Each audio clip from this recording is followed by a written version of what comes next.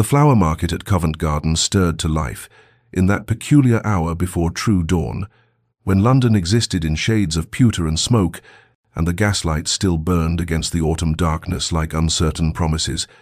The air hung heavy with moisture, that persistent drizzle which was neither rain nor mist but something in between, coating the cobblestones with a treacherous sheen and clinging to wool and silk alike with indiscriminate dampness. Among the weathered carts and makeshift stalls, where rough-handed men arranged chrysanthemums and dahlias with surprising tenderness, there stood a figure so incongruous she might have been a ghost from another world entirely, Lady Isadora Winthrop, though none who passed her now would know that name or the weight it once carried in London's most elegant ballrooms. Her hands, which had once worn gloves of the finest kid leather and touched nothing more troublesome than ivory fan sticks and crystal champagne flutes, now arranged roses with practiced efficiency, the thorns having long since taught her fingers where to grip and where to yield. She wore a gown of pale blue silk that had seen far better days, its hem muddied beyond redemption, its bodice mended so many times. The original stitching had become merely a suggestion beneath her careful repairs, yet she wore it as though it were still the height of fashion, her spine straight, her chin lifted with that particular grace that no amount of poverty could quite extinguish. The grey sky wept its cold tears upon her dark hair, once dressed by ladies' maids and adorned with ostrich plumes, now pinned simply at the nape of her neck with whatever pins she could spare. 2 years had passed since her father's disgrace, Lord Winthrop's name, now spoken only in whispers, associated with financial scandal, ruinous investments, and the betrayal of a dozen families who had trusted him with their fortunes. And in those 2 years, Isadora had learned what it meant to fall from the heights of society into the depths where no one caught you, where former friends crossed streets to avoid acknowledgement, where invitations ceased and doors closed with finality that echoed like coffin lids. Her mother had not survived the shock. Consumption had claimed her within 6 months of their disgrace, though Isadora suspected it was truly shame that had stolen her final breaths. Now there was only this: the flower cart she rented for 6pence daily, the roses she purchased before dawn from the wholesale merchants, the careful calculations of profit, measured in shillings and pence, that meant the difference between her rented room and the workhouse. She arranged the blooms with an artist's eye, creating compositions of cream and crimson, blush and burgundy, because even here, especially here, beauty mattered. Perhaps it was all that remained of who she had been. This insistence that something lovely could exist even in desperate circumstances. The market awakened fully around her as the grey light strengthened, voices calling prices and greetings, the smell of coffee from a nearby vendor mixing with the green scent of stems and earth, and Isadora stood among her roses like a fallen angel, tending a garden she could never again enter, waiting for customers who might spare a few coins for beauty they would carry into lives she would never know. Sebastian Blackwood, 5th Duke of Ashford, had not intended to pass through Covent Garden that morning, but his meeting with his solicitors had concluded earlier than anticipated, and he found himself with that rarest of commodities unscheduled time, and so he had dismissed his carriage and chosen to walk, seeking perhaps some momentary reprieve from the calculated precision that governed every other aspect of his existence. He was a man whom society regarded with equal measures of respect and wariness, his title ancient and unimpeachable, his fortune substantial, his reputation for cold rationality legendary in the clubs and drawing rooms, where men spoke of business and women whispered of his conspicuous lack of romantic entanglements. At 32, he had perfected the art of emotional distance, conducting his affairs financial, social, and the rare physical encounters he permitted himself with the same detached efficiency one might apply to reviewing ledgers, and if there was something lonely in this existence, something hollow, he had long since convinced himself that loneliness was preferable to the alternative his parents' marriage had demonstrated with such brutal clarity. The flower market interested him only as a point of passage, a splash of color in the grey morning, until he saw her, the woman at the rose cart, whose posture alone arrested his attention, for he had spent enough time among the aristocracy to recognize true breeding when he encountered it. And this woman, despite her circumstances, which were evident in her worn clothing, and the calluses he glimpsed upon her hands, carried herself with a dignity that belonged to ballrooms rather than market stalls. He approached, observing details with the same acute attention he applied to potential investments. The precision of her flower arrangements, the cleanliness of her person despite obvious poverty, and the way her eyes, remarkable eyes, grey as the morning itself, met his without either the false boldness of solicitation or the cringing deference he might have expected. "Your roses," he said, his voice carrying the clipped formality that had become his natural mode of speech. "They are exceptionally fine." She inclined her head with a grace that stirred something in his memory, though he could not immediately place it. "You are kind to say so, sir. They are freshly cut this morning. Would you care to purchase one?" Her voice confirmed what her bearing had suggested. This was no common flower girl, but someone who had known better circumstances, and Sebastian found himself unaccountably curious about the trajectory that had brought her to this place. "A single stem," he replied, selecting a cream-colored bloom of particular perfection. Their fingers did not touch as she wrapped it in paper, but he was aware of her nonetheless, of the contradiction she represented, of the way she treated this transaction with the same courtesy she might have applied to far grander exchanges. He paid her twice what she asked, and when she began to protest, he silenced her with a look that brooked no argument. "For the quality," he said simply, and took his rose, and walked away feeling strangely unsettled, though he could not have articulated why. He did not recognize her, not then, but something in her face lingered in his thoughts throughout the day, a puzzle his mind worried at even as he conducted his business. And that night, alone in his study, he found himself studying the rose he had placed in a crystal vase, wondering about the woman who had sold it to him with such quiet dignity, and experiencing the unfamiliar sensation of wanting to know more. Isadora's days had acquired the rhythm of necessity,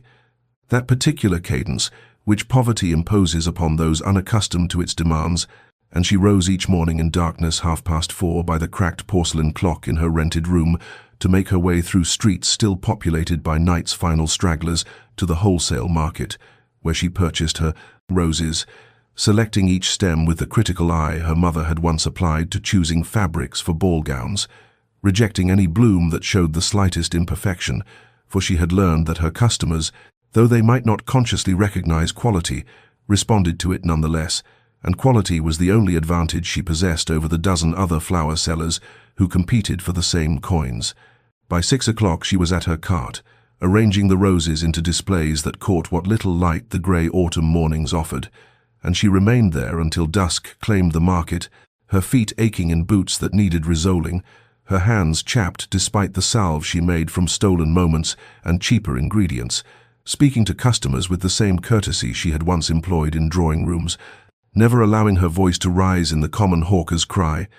never permitting desperation to show in her demeanor, for dignity, her mother had taught her, was not contingent upon circumstance, but upon choice. One could choose to maintain standards, even when the world conspired to strip them away. The other vendors had regarded her with suspicion initially, this incongruous gentlewoman in their midst, but time and genuine kindness had softened their reserve, and now she counted among her friends Mrs. Davison, who sold violets and spoke with rough affection, and old Tom, whose chrysanthemums occupied the neighboring cart, and who had more than once shared his lunch when Isadora's coins had run too short, and the pie-seller's daughter Mary, who dreamed of a position in a great house and asked Isadora endless questions about the world she had lost, questions Isadora answered with patience, though each one was a small knife to her heart, reminding her of what she had been. Her room, reached by 4 flights of narrow stairs in a building that sagged with age and housed a dozen other souls in similar straits, measured perhaps 10 feet square and contained a narrow bed, a washstand, a single chair, and a trunk that held what remained of her former life. 2 other dresses, her mother's pearl earrings which she could not bear to sell, a miniature portrait of her parents in happier times, and a pressed rose from her coming-out ball when she had worn white silk and danced with a dozen suitors and believed the world was full of endless promise. She kept this room as she kept herself, scrupulously clean despite the building's pervasive grime. The single window washed weekly, her few possessions arranged with care, maintaining the standards her upbringing had instilled, because to let them slip would be to surrender the last bastion of who she had been, and she had sworn at her mother's grave that she would not beg, would not compromise her principles, would not seek rescue through the only means available to beautiful, destitute women, would instead endure whatever hardship necessary to preserve some essential core of self that poverty could not purchase and shame could not claim, though there were nights when exhaustion and despair whispered seductive arguments for surrender, and she had to remind herself why dignity mattered, had to hear her mother's voice speaking across the barrier of death, telling her that circumstances were temporary but character was eternal, and so she rose each morning and arranged her roses and maintained her standards and waited,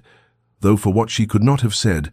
for some change in fortune that reason told her would never arrive. The next morning Sebastian returned, and the morning after that, and in the days that followed his appearances acquired the regularity of a habit, though he told himself it was merely convenience, that the route through Covent Garden suited his schedule, that the roses were of exceptional quality, and his household required fresh flowers, excuses that grew increasingly transparent even to his own rigorous self-examination. As the weeks passed and autumn deepened into November's chill, he purchased a single rose each time, always selecting the bloom himself with deliberate care, their exchanges remaining formal, yet developing a tenor of familiarity. She learned to have a cream or blush-colored specimen set aside for his inspection. He began timing his arrivals to the quieter morning hours when her cart was less crowded, and their brief conversations need not be hurried by other customers' impatience. They spoke of inconsequential matters, the weather, the quality of the season's blooms, the small dramas of the marketplace, yet Sebastian found himself listening not merely to her words, but to the intelligence behind them, the education evident in her vocabulary, the breeding that shaped her syntax, and he observed details that his business acumen had trained him to notice: the way her hands trembled slightly on the coldest mornings, the increasing thinness of her face as winter's hardship mounted, the fact that her coat, though meticulously maintained, was wholly inadequate for the season's demands. He fought against the interest she provoked, reminding himself that curiosity was the first breach in walls he had spent years constructing, and that his father's violence and his mother's suffering had taught him that emotional engagement led only to pain, that the cold precision with which he conducted his life was not emptiness but protection, yet still he returned, drawn by something he would not name, troubled by the contradiction of her circumstances and her dignity, by the mystery of how she had arrived at this particular desperation. His inquiries, conducted with the discretion his position and resources made possible, had yielded her identity within a fortnight. Lady Isadora Winthrop, daughter of the late Earl of Pembury, whose financial crimes and subsequent suicide had scandalized society 3 years prior. A young woman who had been engaged to Lord Edmund Pierce before her family's ruin, and who had subsequently vanished from society's view, presumed to have sought refuge with distant relations, or perhaps worse fates that drawing rooms discussed in whispers. Knowing her story only deepened the enigma she represented, for she had clearly chosen this hard independence over the alternatives available to beautiful, desperate women, had maintained some essential core of self that poverty had not corrupted, and Sebastian found himself experiencing an unfamiliar emotion that he eventually, reluctantly, identified as admiration. Though admiration was dangerous, was the beginning of regard, and regard led to attachment, and attachment was the very thing he had vowed never to permit. Isadora, for her part, noticed his consistency without ascribing significance to it beyond gratitude, assuming him to be simply a kind gentleman of regular habits who appreciated quality and who perhaps, in his formal courtesy, recognized something of breeding in her despite her fallen circumstances, and she treated him with the same dignified professionalism she offered all her customers, never permitting herself to wonder about his life beyond their brief exchanges, never acknowledging even to herself that she had begun listening for his footsteps, that his arrivals had become the day's singular bright moment in hours otherwise characterized by cold and weariness and the slow erosion of hope, for to acknowledge such things would be to admit a dependence she could not afford. And so the weeks passed with their careful dance of approach and restraint, neither speaking what both had begun, in their different ways, to feel. December arrived with a cruelty particular to London winters, the cold possessing a damp, penetrating quality that no amount of layering could fully repel. And on a morning when frost silvered the cobblestones, and Isadora's breath emerged in visible clouds, Sebastian appeared at her cart, before the market had properly awakened, the sky still holding night's darkness at its edges, and without preamble or greeting, he gestured to her entire display and said quietly, "I should like to purchase them all." Isadora stared at him, in confusion, rendering her momentarily speechless, for she had perhaps 36 roses arranged across her cart, far more than any single household could reasonably require, and when she found her voice she said carefully, "All of them, sir."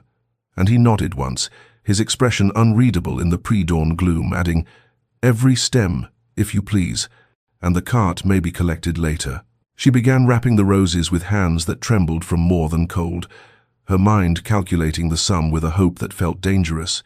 for this single transaction would cover nearly a month's rent, would allow her to purchase a proper winter coat, would provide a cushion against the grinding daily terror of destitution. Yet even as she worked, she felt the strangeness of the gesture, the excess that suggested motivation beyond mere need for flowers, and when she had wrapped the final bundle and named her price fairly, though her desperation urged inflation, he paid without hesitation and then remained standing before her cart, his dark eyes studying her with an intensity that made her acutely aware of her chapped hands,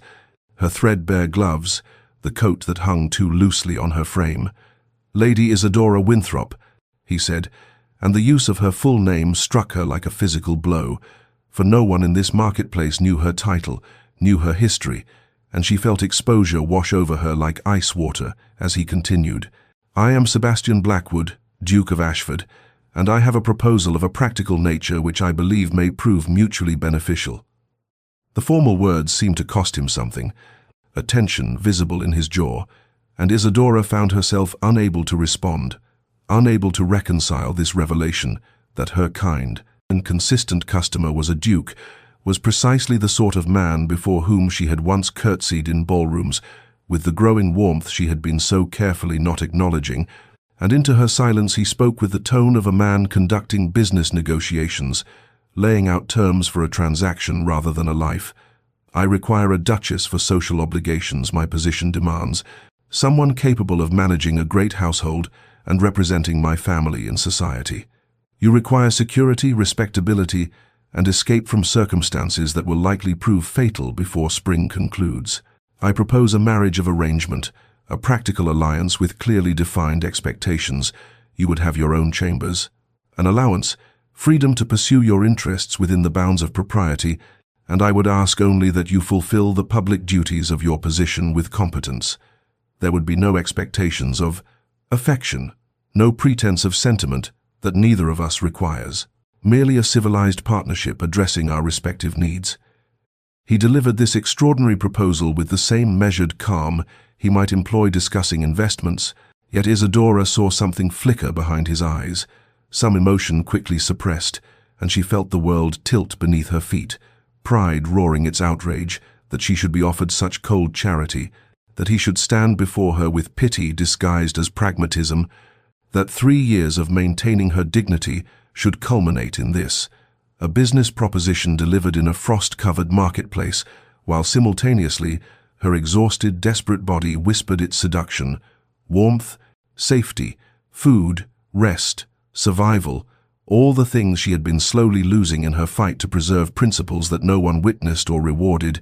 and she heard herself say, voice barely above a whisper, "I require time to consider," and he nodded as though he had expected nothing less, replying, "Until tomorrow morning, then," and walked away into the gathering dawn, leaving her standing beside her empty cart with the weight of an impossible choice settling onto shoulders already bowed by 3 years of bearing what she had believed to be the full measure of hardship fate could devise. The day that followed proved the longest of Isadora's life, each hour stretching with the weight of a decision that would determine not merely her immediate future, but the entire shape of her remaining years, and she moved through her market routine mechanically, her hands arranging flowers, while her mind circled endlessly around the Duke's extraordinary proposal, examining it from every angle as one might study a jewel for flaws, searching for the hidden cost that such offers always carried. Her friends in the market, Sally, who sold apples, old Thomas with his meat pies, Martha, whose herb bundles scented the morning air, noticed her distraction and extracted the story with gentle persistence, and their reactions proved unanimously pragmatic. "Marry him," they urged. "For God's sake, marry him before he changes his mind. What is pride when measured against survival? What is dignity worth? If you freeze to death, maintaining it." And Sally gripped her hands with rough affection and said, "You think we don't see you getting thinner each week? You think we don't know that coat won't last January? Take the safety he's offering, girl. Take it, and don't look back with regrets." Yet still Isadora hesitated, not from any romantic notion that she deserved love. 3 years of hardship had thoroughly cured her of such fancies, but from a bone-deep resistance to becoming any man's obligation, any man's charitable project, a resistance rooted in the final shreds of pride that poverty had not yet managed to strip away. She returned to her small room as evening fell, climbed the narrow stairs past peeling wallpaper and the smell of boiled cabbage, entered the space that was barely large enough for her cot and single chair, and sat in darkness as night deepened beyond her window, remembering her mother who had died 6 months before her father's exposure, who had perhaps known what was coming and chosen escape through illness, who had gripped Isadora's hand in those final days and whispered, "Courage is not always loud, my darling. Sometimes it is simply the quiet decision to continue, to adapt, to survive with whatever grace we can muster in circumstances that offer no graceful options." Words that Isadora had carried through every degradation of her fall from society to street vendor, words that returned now with the force of guidance from beyond the grave. She thought of Sebastian's dark eyes holding something unspoken beneath their careful formality, thought of his consistent kindness over the weeks of his visits, thought of how he had framed his proposal not as rescue but as mutual benefit, granting her the dignity of believing herself useful rather than merely pitied. And she wondered if perhaps this arrangement might prove not imprisonment, but reprieve, not surrender but strategic retreat, a chance to rest and recover some portion of herself that 3 years of grinding poverty had slowly erased. And as dawn approached with its pale light filtering through her inadequate curtains, she made her decision with the clarity that comes from having exhausted all other options, acknowledging that pride was a luxury she could no longer afford, and that survival itself required a form of courage her mother would have recognized. Morning found her at her cart earlier than usual, arranging the much-reduced stock that remained after Sebastian's purchase, and when he appeared through the market's stirring crowds, punctual as always, she met his gaze directly and said with all the formal composure she could gather, "I accept your proposal, Your Grace, under conditions I trust you will find reasonable. I ask for mutual respect in all dealings, for the separate chambers you mentioned, and for your word that there will be no pretense between us, no performance of affection we do not feel, no expectations beyond those clearly stated."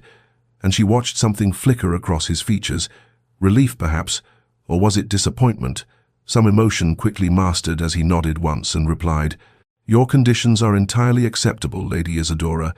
and I give you my word as a gentleman that our arrangement will proceed exactly as outlined, with respect and clarity maintained throughout." And thus, with words as formal as a business contract,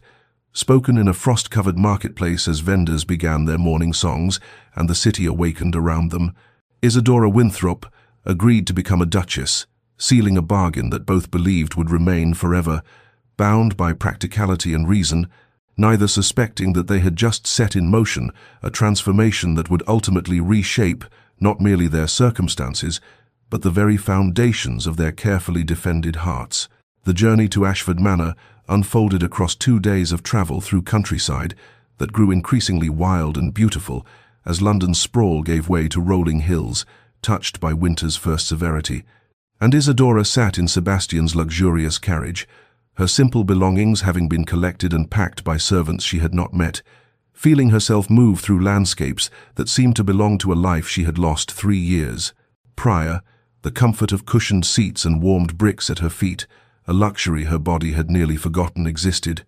while Sebastian rode alongside on horseback, maintaining the physical distance that seemed to define their arrangement, speaking with her only during brief stops at coaching inns, where he ensured her comfort with formal courtesy that revealed nothing of the man beneath the title. Ashford Manor revealed itself as they crested a final hill at twilight, and Isadora felt her breath catch despite her determination to remain composed, for the estate spread before her with a grandeur that exceeded even her family's former holdings. grey stone wings embracing manicured gardens, windows blazing with light, columns and balustrades, speaking of generations of accumulated wealth and power, and she understood with sudden clarity that she was entering not merely a house, but a world with its own hierarchies and histories,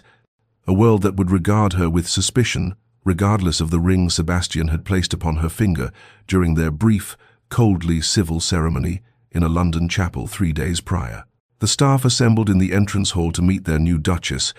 and Isadora read their judgment in carefully neutral expressions: the housekeeper, Mrs. Pemberton's assessing gaze, the butler's slight hesitation before bowing, the younger maid's whispered exchanges barely concealed,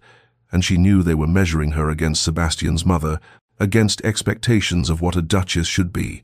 finding her wanting in the essential requirement of having been chosen for love rather than convenience. Yet she met their inspection with the grace her mother had trained into her very bones,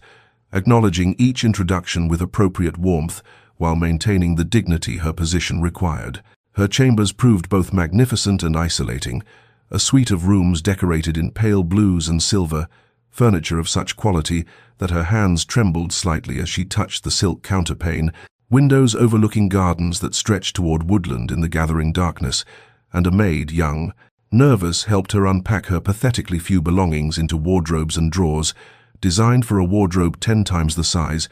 The girl's pity barely concealed as she arranged Isadora's threadbare dresses beside the new garments. Sebastian had ordered made beautiful things in rich fabrics that Isadora had not yet brought herself to wear, feeling they belonged to a role she was performing rather than a life she inhabited.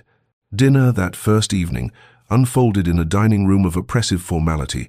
just herself and Sebastian at opposite ends of a table designed to seat 20,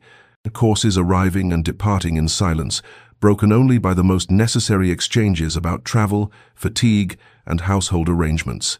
And as footmen served food of a richness her shrunken stomach could barely manage, Sebastian outlined the expectations of her position with the precision of a general briefing: his officer social calls she would need to make, entertainments she would be expected to host, charitable committees appropriate for a duchess's involvement, standards of dress and deportment required for someone bearing his family's name, and Isadora listened with perfect attention, committing every detail to memory, responding with calm assurance that she understood and would fulfill each obligation, while internally she felt the weight of her bargain settling fully upon her, the understanding that she had exchanged one form of survival for another, trading the physical hardship of poverty for the emotional isolation of this vast, cold house. And when Sebastian finally dismissed her with formal politeness, expressing hope that she would rest well in her new home, she walked through corridors lit by candles in silver sconces, climbed stairs carpeted in deep burgundy, entered her beautiful prison of a suite, and made a silent vow to herself that she would perform this role with such perfection that no one, least of all the distant, unreadable man, who was now her husband, would ever glimpse the loneliness that had followed her from London's frozen marketplace to this palace of marble and regret. The days that followed took on a rhythm of careful observation, as Isadora moved through Ashford Manor like an anthropologist, studying unfamiliar territory, noting how the household functioned with the precision of a military operation, Mrs. Pemberton directing maids and footmen with subtle gestures,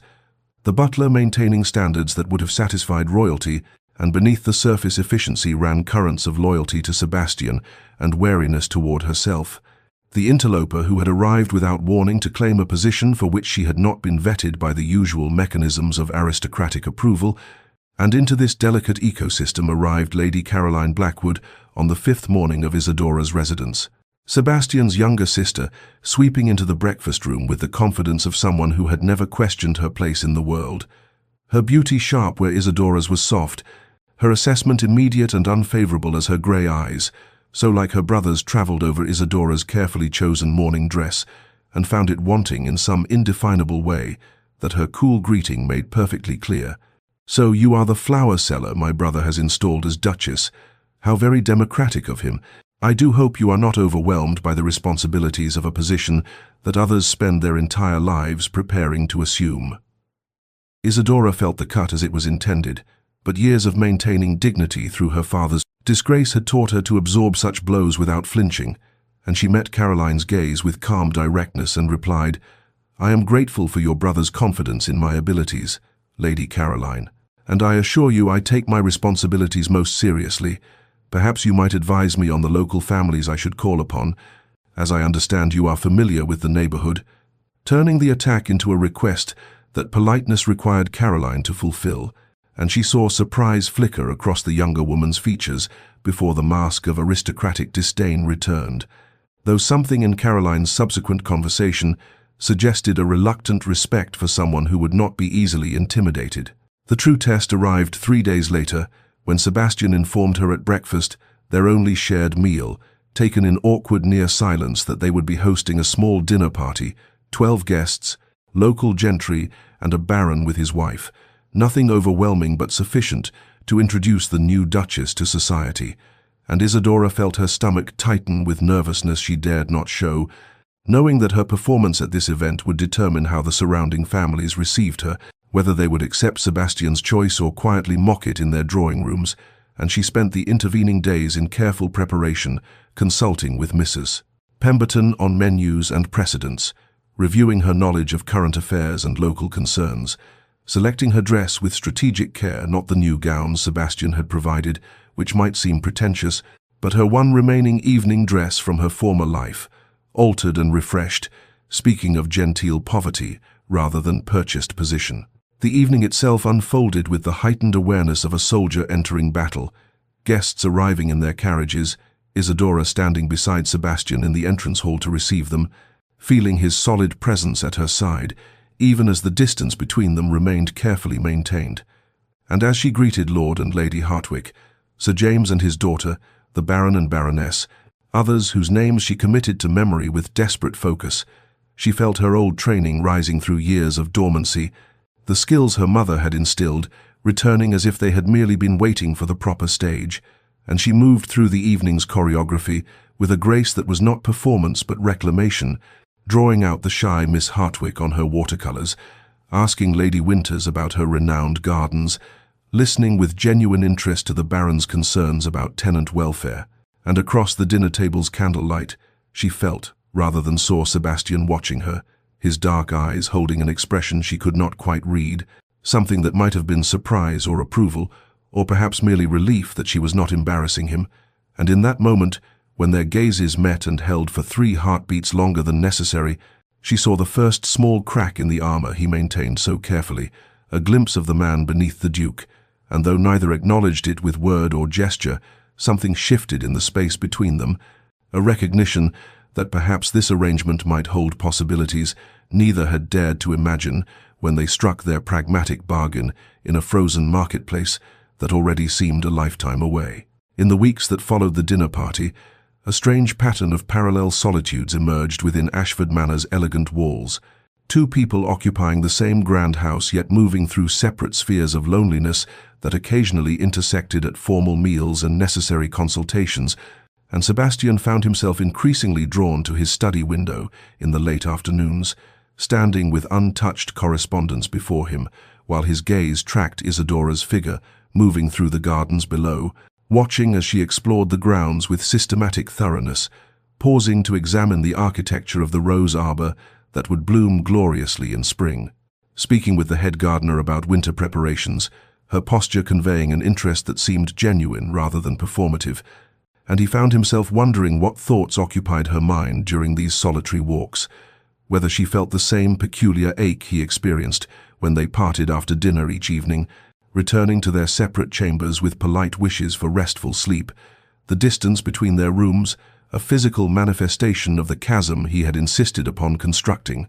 and he recognized with uncomfortable clarity that he was a coward, that he had brought her into his home under the pretense of practical arrangement, when in truth he had wanted her near in the only way his fear would permit, and close enough to observe, but distant enough to remain protected from the vulnerability that terrified him more than any business negotiation or social challenge ever had. Isadora, walking the frost-touched grounds as November deepened toward winter's true arrival, felt the estate's beauty like an exquisite torture, for she was surrounded by comfort and security, yet starving for a different sustenance entirely. And she caught herself wondering about the man who had given her all of this material abundance, while withholding the one thing that would have transformed these magnificent rooms into a true home. And sometimes when she passed the windows of his study, she felt his gaze upon her like a physical touch, would glance up to see his silhouette framed in lamplight before he stepped back into shadow,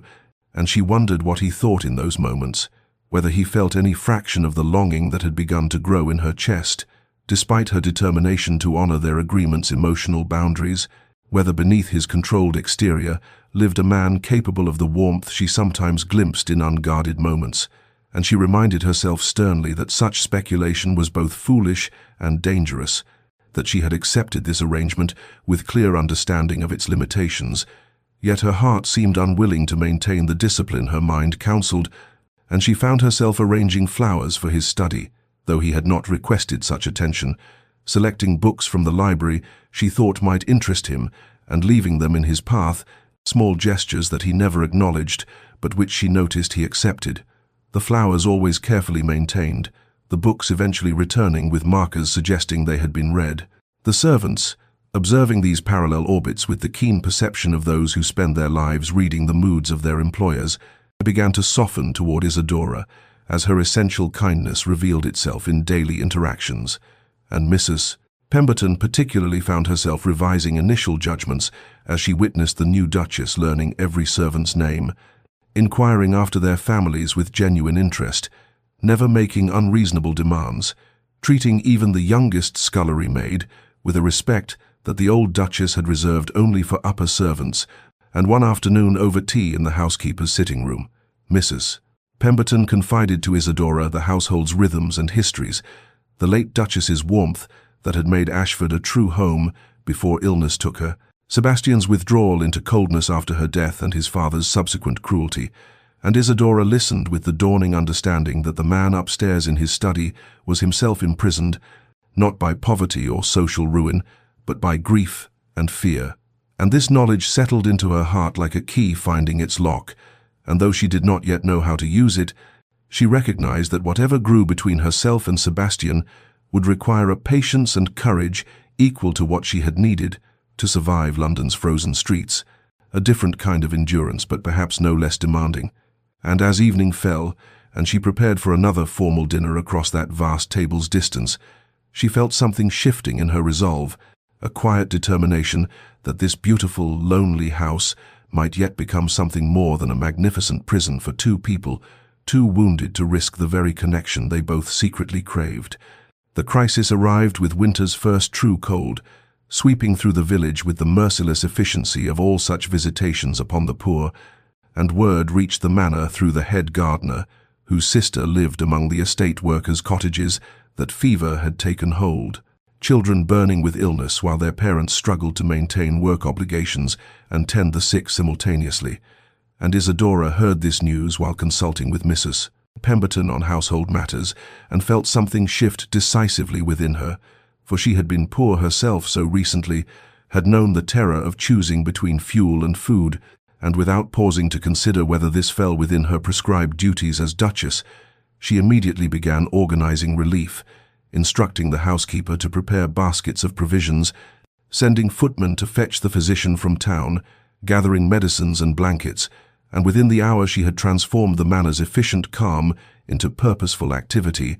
servants responding to her quiet authority with an alacrity that would have surprised her had she not been so focused on the urgent work before her. And she did not think to inform Sebastian because he had closeted himself in his study with his man of business, and in truth, she had grown accustomed to acting independently, to making decisions without consultation, as she had done throughout her months of poverty, and by early afternoon she was in the village herself, moving through the cramped cottages with her skirts pinned up and her sleeves rolled back, holding feverish children while their mothers prepared the broths she had brought, wiping small faces with cool cloths, speaking words of comfort in her calm, cultured voice that seemed to carry its own medicine. And she was kneeling beside a carpenter's daughter, coaxing the child to take another sip of willow bark tea, when she felt rather than heard a presence in the doorway, and looked up to find Sebastian standing there, still in his riding coat, clearly having come directly upon hearing where she had gone, and on his face was an expression she had never seen before, wonder and something deeper that made her breath catch even as she maintained her focus on the sick child in her arms.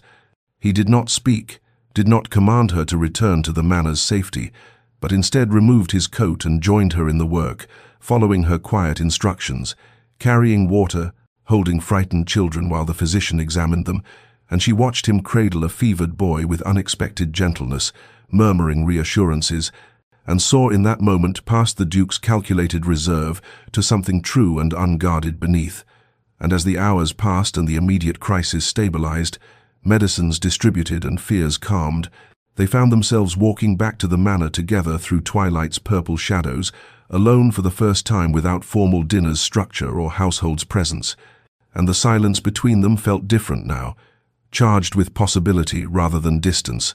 And finally Sebastian spoke, his voice rougher than usual. "You did not hesitate. You simply acted, as if their welfare were as natural a concern as breathing." And she replied softly, "I know what it is to be vulnerable, to need help that may not come. I could not do otherwise." And he stopped walking then, turned to face her in the gathering darkness, and said with quiet intensity, "My mother was like that. She believed those with privilege bore responsibility for those without it. My father called it weakness, punished her for it, and after she died I told myself that caring was indeed weakness, that distance was strength. But watching you today I remembered what I had forgotten, that true strength lies in allowing oneself to care despite the cost." And Isadora felt tears prick her eyes at this first real revelation of the pain that had shaped him, and she said simply, "Caring always costs, but the alternative costs more. It costs our very humanity." And they stood there in the winter, twilight, the manor glowing with lamplight ahead of them, and something fundamental shifted between them, like a locked door finally yielding to persistent pressure, and when they resumed walking their shoulders brushed together, neither moving away from the contact, and this small touch spoke what neither yet dared to say aloud. The months that followed unfolded with the subtle transformation of seasons, autumn deepening toward winter's approach with that peculiar quality of English weather that shifts gradually yet inexorably, and within Ashford Manor's gracious walls, a parallel transformation occurred through gestures so small they might have escaped. Notice had either Sebastian or Isadora been observing from outside their own carefully maintained defenses, but they were living within the change, and therefore felt each shift with the acute sensitivity of those who have learned to navigate by the faintest signals, and Sebastian found himself pausing in the library to consider which volumes might interest her, remembering a comment she had made about medieval histories or her expressed curiosity about agricultural innovation, and these books would appear on the table in her sitting room without explanation or acknowledgement, and Isadora would discover them and feel something warm expand in her chest, and she in turn began arranging flowers in his study. Not the formal displays Mrs. Pemberton ordered for the public rooms, but more intimate compositions, a single perfect rose in a crystal vase on his desk, a handful of late-blooming asters that she knew somehow he would appreciate for their stubborn refusal to yield to approaching winter. And Sebastian would enter his study to find these offerings and stand before them longer than necessary, and neither spoke of these exchanges, as if putting words to them might shatter whatever fragile understanding was being constructed through such silent conversation. And their evening meals stretched longer, the formal distance of those first dinners gradually dissolving, as conversation moved beyond weather and household business to books and ideas, memories of childhood, observations about the world, and sometimes Sebastian would catch himself laughing at something she said, a genuine sound that startled them both, and Isadora discovered that beneath his reserve lived a sharp intelligence and unexpected wit that made her understand how lonely he must have been within his self-imposed isolation, and one afternoon, while visiting the village with continued relief efforts, she learned from the vicar about Sebastian's extensive charitable works, endowments for schools and hospitals, and pension funds for elderly servants, all maintained with such discretion that even the recipients often did not know their benefactor's identity. And this discovery rearranged her understanding of him once more, revealed layers she had not suspected,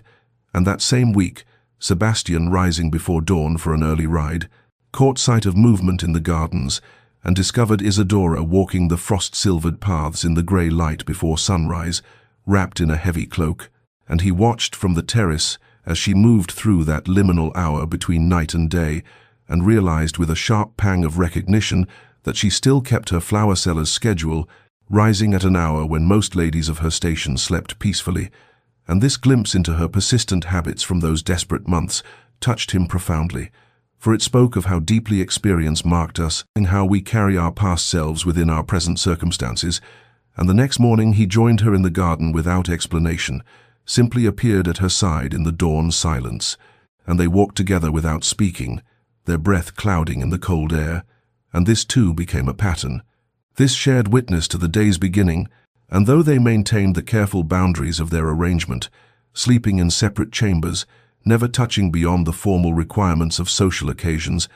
something was undeniably shifting between them, like ice beginning its spring thaw, slow and inexorable, beautiful and terrifying, in equal measure. The house party descended upon Ashford Manor, with all the weight of social obligation that Sebastian had long understood as part of his role,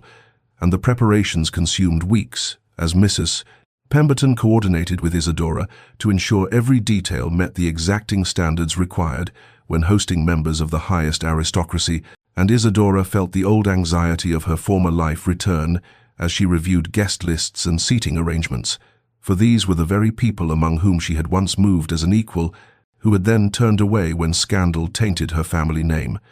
And Sebastian observed her tension during their morning walks, but said nothing, respecting her privacy, even as he wished he possessed the words to offer comfort. And when the guests began arriving in their magnificent carriages, filling the manor with noise and expectation, Isadora stood beside Sebastian in the entrance hall, receiving them with perfect grace, her training reasserting itself despite the years of poverty between then and now. And most guests treated her with cool politeness, accepting her as Sebastian's choice while clearly reserving judgment,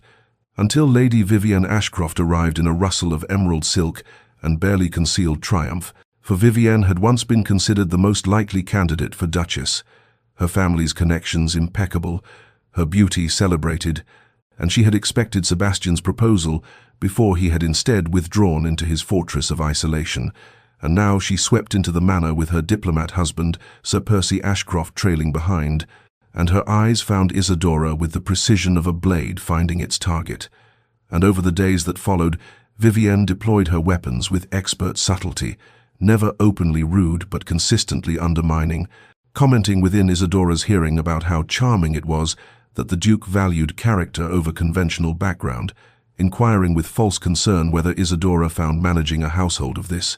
scale overwhelming given her recent circumstances, suggesting activities and conversations that emphasized Isadora's absence from society during her time of poverty. And Isadora endured these calculated cruelties with dignity,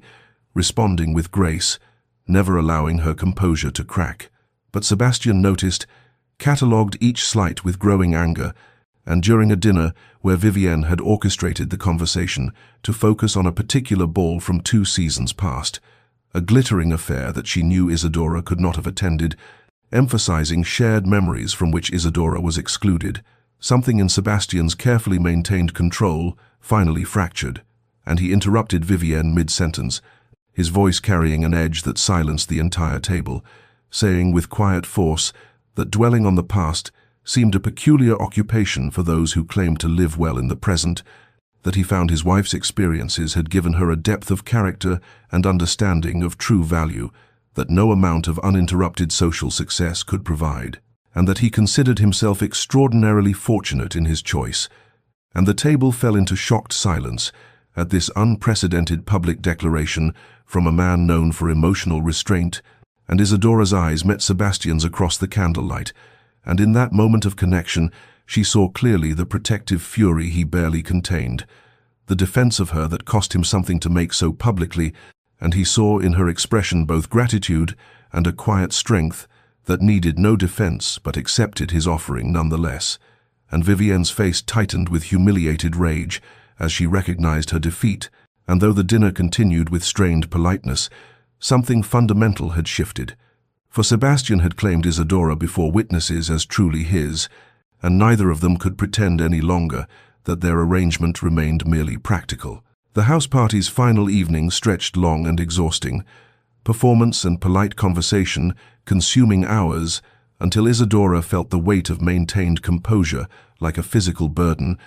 and when at last she could escape, she sought refuge in the library, knowing most guests would be retiring or continuing revelries in the drawing rooms, and she entered the darkened space with relief, not bothering to light more than a single lamp, and settled into the leather chair by the cold fireplace with a book she had no intention of reading, simply needing silence and solitude. But she had been there barely 10 minutes when the door opened again and Sebastian entered, stopping short when he saw her, and for a moment they simply looked at each other in the lamplight's shadows, and something in his expression, exhaustion, frustration, a vulnerability she rarely witnessed, made her gesture to the chair opposite hers in silent invitation, and he crossed to the sideboard without speaking and poured brandy into a crystal glass, then after a moment's hesitation poured a second and brought it to her, and she accepted it, though she rarely drank spirits, understanding somehow that this night called for fortification, and they sat in silence as he took a long drink, his careful control visibly fraying, and finally he spoke, his voice rough with suppressed emotion, saying that he owed her an apology for subjecting her to Vivienne's cruelty, that he had not anticipated the full measure of viciousness some members of society could deploy, and Isadora responded quietly that she had survived worse than Lady Vivienne's barbs, that poverty had taught her which wounds truly mattered. And Sebastian laughed, a harsh sound without humor, and said that she possessed a strength he had never managed to cultivate, that she had faced her devastation with courage while he had merely hidden from his, and perhaps it was the brandy or the late hour or the accumulated tension of days performing for critical audiences. But his defenses crumbled, and he began to speak with raw honesty about his father, the old duke whose charm in public masked calculated cruelty in private, who had wielded love as a weapon and withdrawal of affection as punishment, who had broken his mother slowly over years of marriage until she became a ghost in her own home. And Sebastian described watching this destruction as a child, helpless to prevent it, and making a vow that he would never grant anyone such power over him, never love, and thus never suffer or inflict the pain that love enabled. And Isadora listened without interruption, her heart contracting with recognition and sorrow, and when he fell silent she found herself speaking her own truth,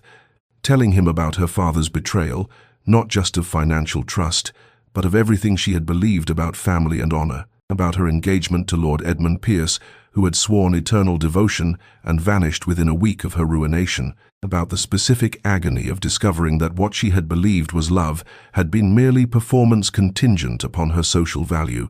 and she confessed that she had built her own walls,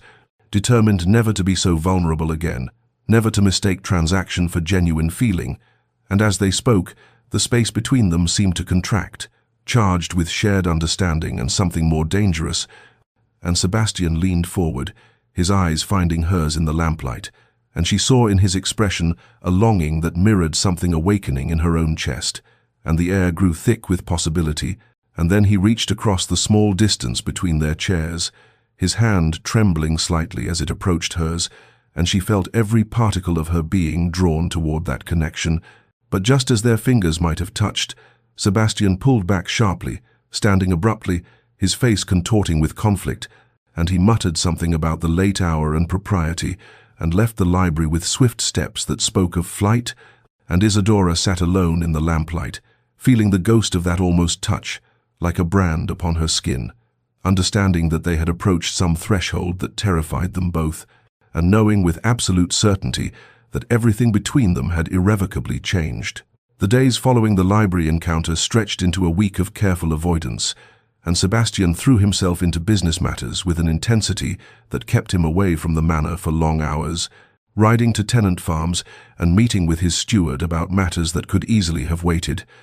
And when he was forced to dine with Isadora, the meals passed in strained silence, broken only by the most formal courtesies, and she watched him retreat behind walls that now seemed higher than before, and the pain of it lodged beneath her ribs like something physical, and for having glimpsed the man beneath the armor, made his renewed distance unbearable. And she wondered with growing desperation whether she possessed the strength to continue this half-life, loving him while he ran from the very connection that might save them both, and she maintained her dignity through sheer force of will, continuing her duties as Duchess with flawless grace. But Mrs. Pemberton noticed the shadows beneath her eyes and the way her smiles no longer reached beyond performance,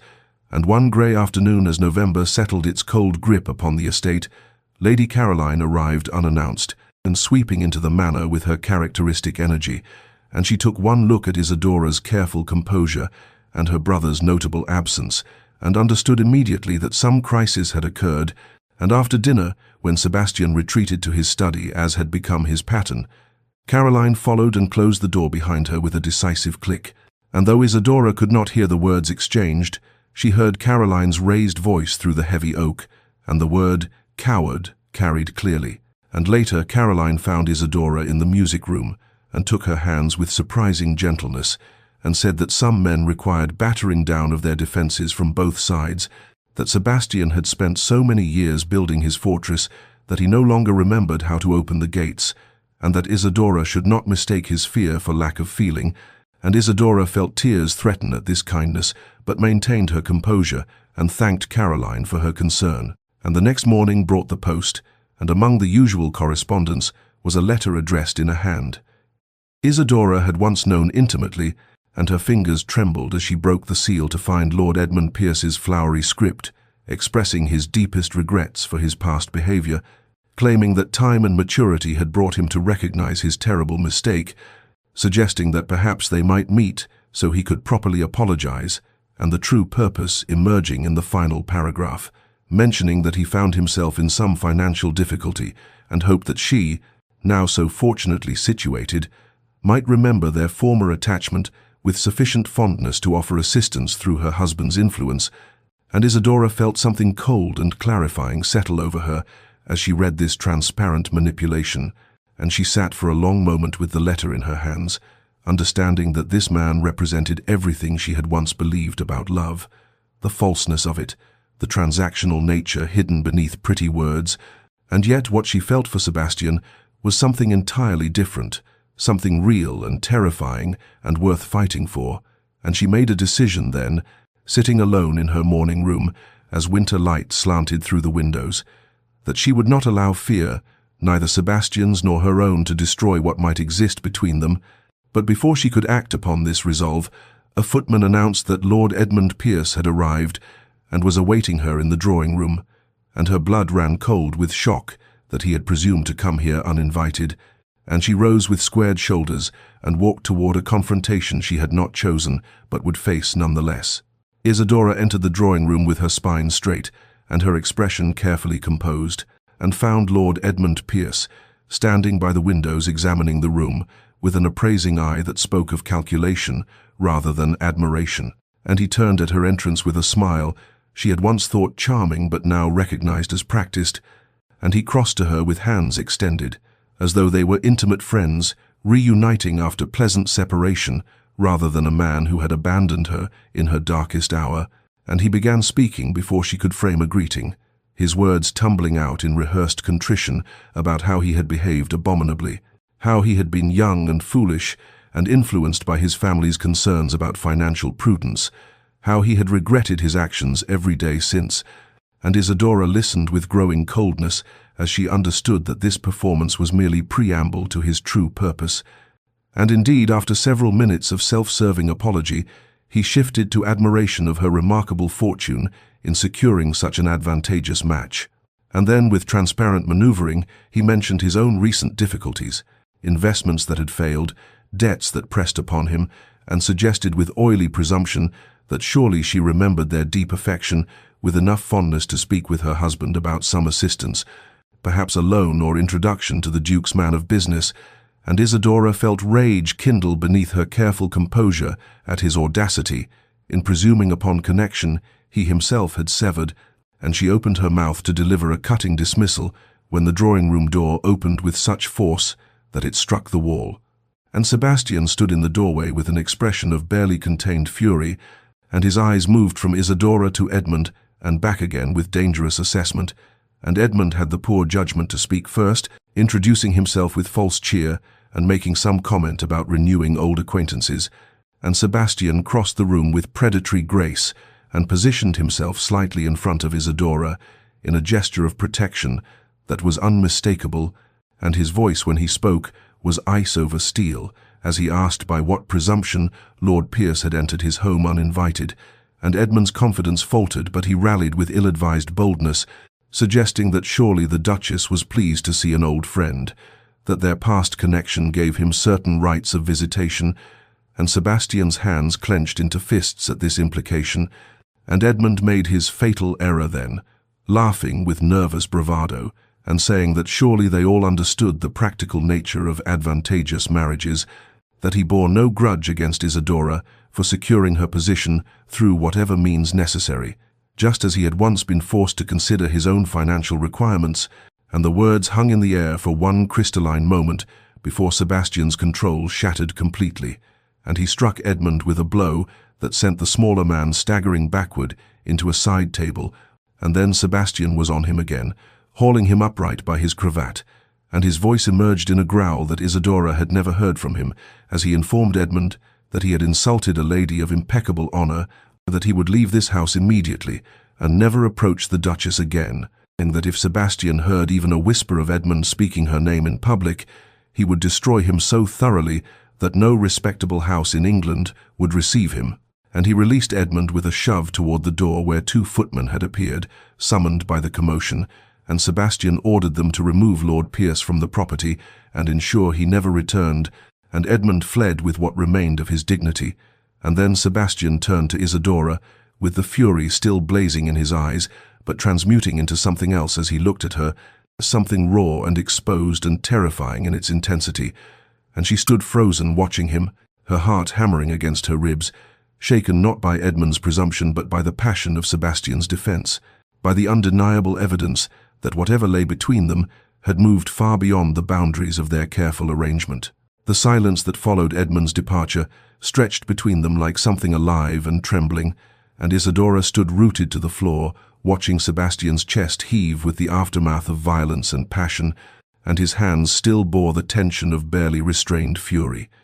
And she found her own anger rising not at Edmund's presumption, but at the man before her, at months of careful distance and walls rebuilt after every moment of connection,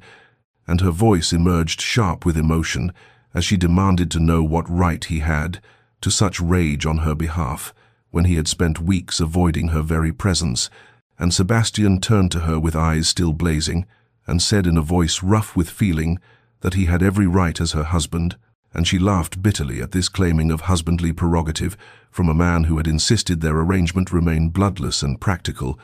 and they stood in the ruins of drawing-room civility, trading words that cut deeper than either intended, accusations about pride and fear and the torture of living half a life, and Sebastian's control finally shattered completely as he crossed to her and seized her shoulders and confessed in a rush of words that he had loved her from the very beginning, that he had seen her in that flower market and recognized her name from the scandal sheets and known her story and been unable to walk away, that every rose he purchased had been an excuse to stand near her for just a moment more, that his careful arrangement had been the act of a coward who wanted her desperately but was too terrified of vulnerability to reach for her honestly. And Isidora stared at him as these words poured forth like a dam breaking, and her anger transmuted into something else as she understood the depth of his deception, and she struck his chest with her palm and demanded to know how he could have been so cruel to bind her to him while maintaining such distance, to make her love him while pretending indifference, and at her words times make her love him, times. Sebastian went utterly still, and his hands gentled on her shoulders as he asked in a voice stripped of all defenses whether she meant what those words implied. And Isidora felt tears burn in her eyes as she confessed that yes, she loved him, that she had fought against it with every particle of her being but had fallen nonetheless, that watching him retreat after the library had been agony, that she could not continue in this half-existence of being his wife in name while remaining strangers in truth. And Sebastian's expression crumbled into something raw and exposed, and he pulled her against him with desperate strength and buried his face in her hair and whispered that he was sorry, so desperately sorry for his cowardice. That fear of becoming like his father or suffering like his mother had made him cruel when he wanted only to love her as she deserved, and Isidora's hands came up to clutch at his coat as months of careful restraint finally broke,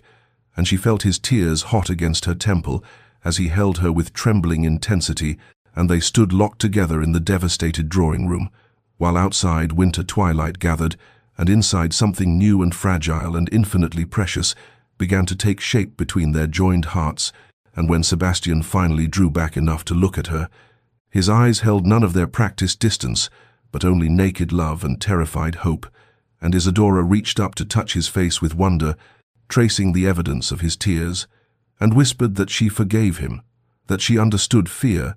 that perhaps they might begin again with honesty between them. And Sebastian caught her hand and pressed his lips to her palm in wordless gratitude and supplication. Sebastian led her from the drawing room with gentle hands, past the curious eyes of servants who discreetly withdrew, and they climbed the grand staircase in silence that hummed with possibility rather than distance. And when they reached the corridor where their separate chambers lay, they both paused, and Sebastian turned to her with such naked vulnerability in his expression that Isadora's breath caught, and he asked permission to stay with her, not as duty or arrangement, but as husband who loved his wife. And she answered by taking his hand and leading him through her chamber doors, and once inside with the world locked away, he spoke again in a voice rough with emotion, telling her that the morning he purchased every rose had been the morning he could no longer bear, watching her freeze in the dawn, cold selling flowers to survive, that he had gone to that market every day for weeks, working up courage to speak to her beyond mere transaction, that he had known her name and her story and her father's scandal, and none of it had mattered, because he had seen in her something pure and unbreakable, and he confessed that when he redesigned the estate gardens after their marriage, he had planted roses everywhere because their scent reminded him of her, because he wanted to be surrounded by beauty that echoed what he felt but could not say. And Isadora listened with tears streaming down her face as months of careful restraint finally broke open, and she told him that she had loved him despite herself, that she had tried so hard to protect her heart, but he had breached every defense with his small kindnesses, with books left on tables and his presence at breakfast, and the way he listened when she spoke as though her words held value. And Sebastian cupped her face in his hands with infinite tenderness and kissed away her tears, and then he kissed her mouth with a reverence that made her tremble, and the kiss deepened into something desperate and healing, months of longing finally given permission to emerge, and they came together with fumbling urgency, stripping away not just clothing but every pretense and wall that had kept them separate, and Sebastian worshipped her body with his hands and mouth as though she were something sacred. And Isadora discovered that beneath his practiced coldness lay a man capable of profound tenderness, and their joining was both fierce and gentle, a claiming and a surrender. And afterward they lay tangled together in the darkness, speaking in whispers about fear and hope, and the terrifying courage required to love fully, and Sebastian traced patterns on her skin and told her she was extraordinary, and Isadora wept again, but this time from joy, and they made love again as dawn approached, slower and deeper, learning each other with wonder, and when morning light finally spilled through the windows they faced it together. Sebastian's arms wrapped around Isadora from behind as they stood at the window overlooking the rose gardens he had planted for her, and he pressed his lips to her temple and whispered that this was their true beginning, and Isadora leaned back against him, feeling for the first time since her world collapsed that she had found not just safety but home. And in the golden morning light they stood together transformed, two wounded souls who had found in each other the courage to heal. The weeks that followed their breakthrough moved like a dream, transformed into waking reality, and the first evidence of change appeared in small but unmistakable ways. Sebastian's hand seeking Isadora's beneath the breakfast table, his laughter echoing through corridors that had known only austere silence, the way he looked at her across rooms with such naked affection that servants exchanged knowing glances and smiles. Mrs. Pemberton remarked to the cook that the Duke seemed 10 years younger. That warmth had returned to Ashford Manor after an absence so long she had forgotten what it felt like. And indeed the very atmosphere of the great house seemed to shift as winter deepened, as though love between its master and mistress had altered something fundamental in the ancient stones. Isadora took to the transformation of their home with purpose born of joy, consulting with Sebastian on every change, and together they opened shuttered rooms and replaced heavy draperies with lighter fabrics and filled vases with hothouse roses, even in the coldest months. And Sebastian watched her work with wonder in his eyes, marveling at how she could take his fortress and make it a home through nothing more than care and attention to beauty. They began working together on the charitable projects that had once been his solitary domain, riding out to tenant farms and village cottages as a united front. And the estate workers, who had initially regarded their duchess with suspicion, now watched her with open affection as she learned their children's names and remembered their concerns, and spoke to Sebastian on their behalf with gentle advocacy he could never refuse. As February arrived with its brief thaws and sudden freezes, Caroline returned for an extended visit and found her brother so thoroughly transformed that she embraced Isidora with tears of gratitude, confessing that she had feared Sebastian lost forever to his self-imposed isolation, and the three of them spent evenings in companionable conversation that felt like family in ways the great house had not known since Sebastian's childhood. When March brought the necessity of a small gathering obligations to neighboring families that could not be postponed, Isidora and Sebastian planned it together, and on the evening of the event, she stood in the ballroom wearing sapphire silk that Sebastian had commissioned for her, and he watched her move among their guests with natural grace and genuine warmth, and his heart swelled with such fierce love and pride that Caroline, observing him, laughed softly and remarked that he looked like a man drunk on happiness rather than wine. There came a moment during that evening when Isidora stood speaking with the vicar's wife about establishing a lending library for the village, animated and engaged, lamplight catching in her dark hair and color high in her cheeks from the warmth of the room and the pleasure of purposeful conversation, and Sebastian experienced a flash of memory. Isidora in the flower market, in tattered silk and falling snow, beautiful and dignified, despite her desperate circumstances, and the contrast between that image and the woman before him, now secure and cherished and radiant with contentment, struck him with almost physical force, and when she glanced up and caught his gaze across the room, she smiled with such intimacy, and knowing that several guests noticed the exchange and whispered about how deeply the Duke and Duchess appeared devoted to one another, and Sebastian crossed to her side, not caring what society might think of his obvious attachment, and took her hand and raised it to his lips in full view of their company, and Isidora's eyes shimmered with unshed tears of joy as she squeezed his fingers in silent communication of everything words could not convey. As April arrived with its gentle promise of renewal, bringing soft rains that coaxed green shoots from winter-hardened earth and filled the air with the scent of growing things,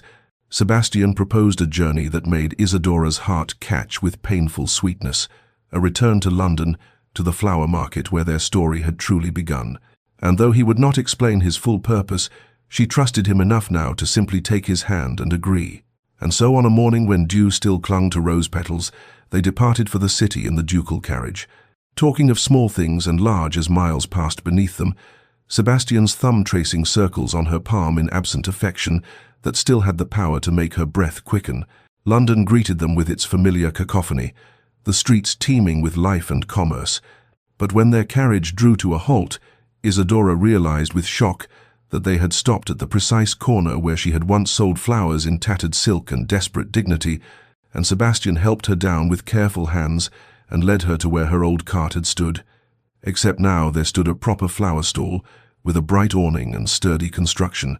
and emerging from behind it came Martha and old Tom and young Annie, her former companions in street selling. But they were dressed in clean, warm clothing, and their faces had lost the gaunt desperation she remembered, and Martha rushed forward with tears streaming to embrace her, and through her own tears, Isidora heard the story that the Duke had purchased the market corner and established a fund, ensuring the flower sellers could operate with dignity and security, that he had arranged proper shelter and fair prices and protection from the harsh elements that had once been their constant enemy. And Isidora turned to Sebastian with such overwhelming emotion that words failed her, and he simply drew her close and whispered against her hair that he could not change her past suffering, but he could honor it by ensuring others need not endure the same. And they spent hours among her old friends who blessed them both and spoke of the Duke's generosity with reverence, and Isidora saw in Sebastian's gesture not just kindness, but a profound understanding of what those desperate months had meant to her, how they had forged her strength even as they had broken her circumstances, and when they finally returned to their lodgings as afternoon light turned golden, she felt such fullness of heart that she thought she might burst with it. And that evening, as they dined privately in their rooms, she took Sebastian's hand and placed it upon her belly, and told him in a voice trembling with joy that she carried his child, that their love had created new life, and Sebastian's face transformed with such wonder and fierce tenderness that she saw the last shadow of the cold, distant Duke finally dissolve forever, replaced entirely by the man she loved, and he knelt before her chair and pressed his forehead to her stomach, and wept tears he had perhaps not shed since childhood.